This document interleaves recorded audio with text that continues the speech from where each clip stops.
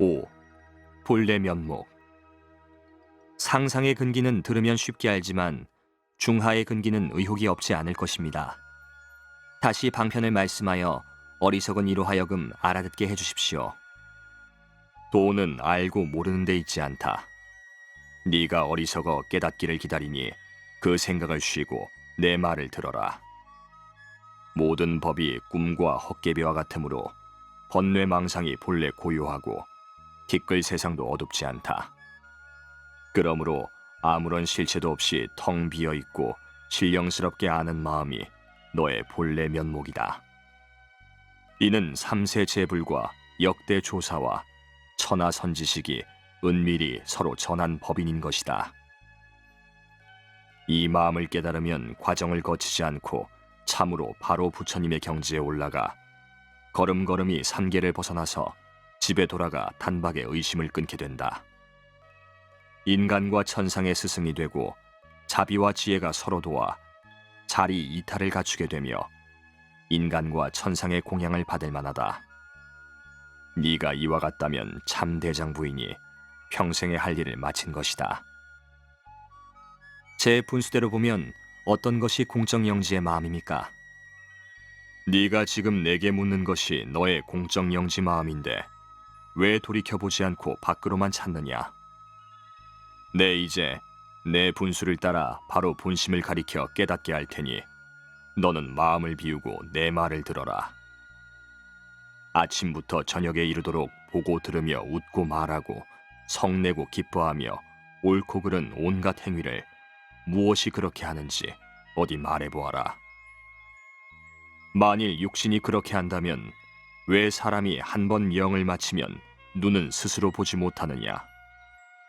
어째서 귀는 들을 수 없고 코는 냄새를 맡을 수 없고 혀는 말하지 못하며 몸은 움직이지 못하고 손은 잡지 못하며 발은 걷지를 못하느냐? 그러므로 알아라. 보고 듣고 움직이는 것은 반드시 너의 본심이지 육신이 아니다. 이 육신을 이루고 있는 네 가지 요소의 성질이 공하여 마치 거울에 비친 형상과 같고 물에 비친 달과 같다. 그런데 어떻게 항상 분명히 알며 어둡지 않고 한량없는 요용을 통달할 것인가? 그러므로 말하기를 신통과 묘용이여 물을 깃고 나무를 나름이라고 한 것이다. 또 이치에 들어가는 데는 길이 많으나 너에게 한 문을 가리켜 근원에 들어가게 하겠다. 네가 까마귀 울고 까치 지저귀는 소리를 듣느냐? 듣습니다. 듣는 성품을 돌이켜보아라. 얼마나 많은 소리가 있느냐? 이 속에 이르러서는 모든 소리와 온갖 분별을 할 수 없습니다. 참으로 기특하다. 이것이 관세음 보살께서 진리에 드신 문이다. 내가 다시 너에게 물어보겠다. 내가 말하기를 이 속에 이르러서는 모든 소리와 온갖 분별을 할 수 없다고 했는데 할 수 없다면 그때는 허공이 아니겠느냐? 본래 공하지 않으므로 한이 밝아 어둡지 않습니다. 그럼 어떤 것이 공하지 않은 체인가? 모양이 없으므로 말로 할 수도 없습니다. 이것이 바로 모든 부처님과 조사들의 생명이니 다시 의심하지 마라. 보조 수심결. 6. 이 몸 이때 못 건지면. 과거 윤회의 업을 따라 생각하면 몇천 겁을 흑암지옥에 떨어지고 무간지옥에 들어가 고통을 받았을 것인가? 불도를 구하고자 해도 선지식을 만나지 못하고 오랜 세월 생사에 빠져 깨닫지 못한 채 갖은 학업을 지은 것이 그 얼마일 것인가?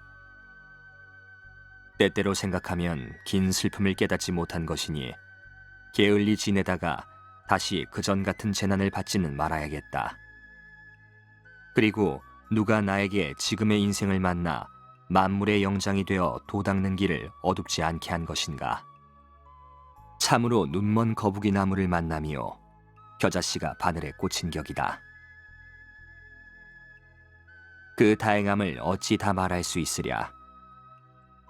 내가 만약 물러설 마음을 내거나 게으름을 부려 항상 뒤로 미루다가 그만 목숨을 잃고 지옥에라도 떨어져 온갖 고통을 받을 때 한마디 불법을 들어 믿고 받들어 괴로움을 벗고자 한들 어찌 다시 얻게 될 것인가.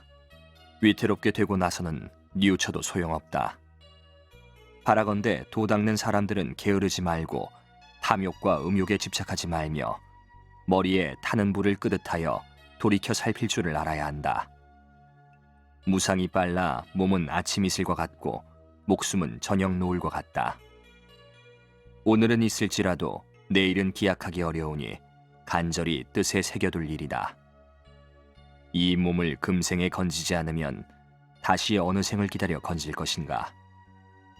지금 닦지 않는다면 만겁에 어긋나 등질 것이요, 힘써 닦으면 어려운 행도 점점 어렵지 않게 되어 수행이 저절로 이루어질 것이다.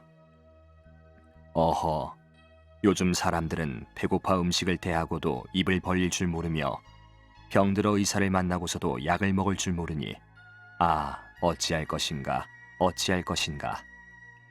따르지 않는 사람은 나도 어쩔 수 없구나. 슬프다. 우물한 개구리가 어찌 창해의 광활함을 알며 여우가 어찌 사자의 소리를 내랴. 그러므로 말세에 이 법문을 듣고 희귀한 생각을 내어 받아가자는 사람은 이미 한량없는 겁에 모든 성인을 섬기어 갖가지 착한 일을 하였고 깊이 지혜에 바른 인연을 맺은 으뜸가는 그릇임을 알아라. 금강경에 말씀하기를 이 글귀에 신심을 내는 이는 한량없는 부처님들께 귀의하여 온갖 착한 일을 하였음을 알아야 한다고 했고, 또 위없는 도를 향하는 일을 위해 설하며 가장 밝고 높은 마음을 내는 일을 위해 설한다고 했다. 원컨대 도를 구하는 사람은 미리 겁내지 말고 용맹한 마음을 낼 것이다. 만일 수승함을 믿지 않고 하열함을 달게 여겨 어렵다는 핑계를 대어 닦지 않으면 비록 숙세의 선근이 있을지라도 이제 그것을 끊게 되므로 더욱 어려운 대로 멀어질 것이다. 이미 보배가 있는 곳에 이르렀으니 빈손으로 돌아가지 마라. 한 번 사람 몸을 잃으면 만겁에 돌이키기 어려우니 바라건대 마땅히 삼갈 것이다. 지혜로운 이가 보배 있는 곳을 알면서도 구하지 않고 어찌 외롭고 가난함을 원망할 것인가. 보배를 얻으려면 가죽 주머니를 잊어버려야 한다. 보조 수심결.